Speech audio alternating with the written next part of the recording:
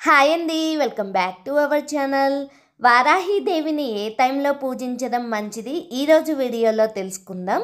వీడియోని స్కిప్ చేయకుండా చూడండి.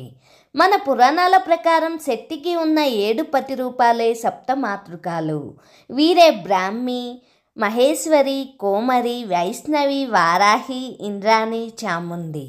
కొన్ని నమ్మకాల ప్రకారం 8వ మాతృకంగా నారసింహాన్ని, మరికొన్ని సంప్రదాయాలలో 9వ మాతృకంగా వినాయకుణ్ణి ఆరాధించడం జరుగుతుంది.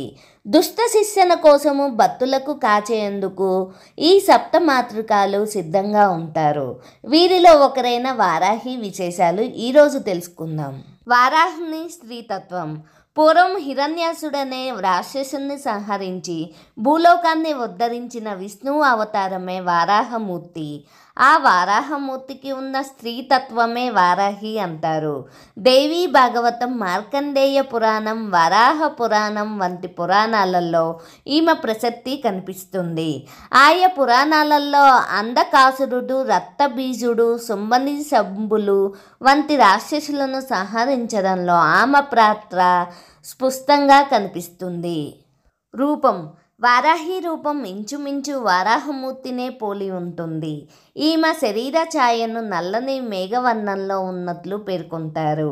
సాధారణంగా ఈ తల్లి వరాహముఖంతో 8 చేతులతో కనిపిస్తుంది. అభయవరద హస్తాలతో శంఖము, పాశము, హాలము వంటి ఆయుధాలతో దర్శనమిస్తుంది. గుర్రము, సింహము, పాము, దున్నపోతు వంటి వివిధ వాహనాల మీద ఈ తల్లి సంచరిస్తుంది. ఆరాధన. తాంత్రికులకు ఇష్టమైన దేవత వారాహి మాత. అందుకే ఈమెను రాత్రి వేళల్లో పూజించటం కొద్దు. వారాహి మాత ముఖ్య దేవతగా ప్రతిష్ఠించిన కొన్ని ఆలయాలలో దర్శనం సైతం రాత్రి వేళల్లోనో తెల్లవారుజామున మాత్రమే ఉంటుంది.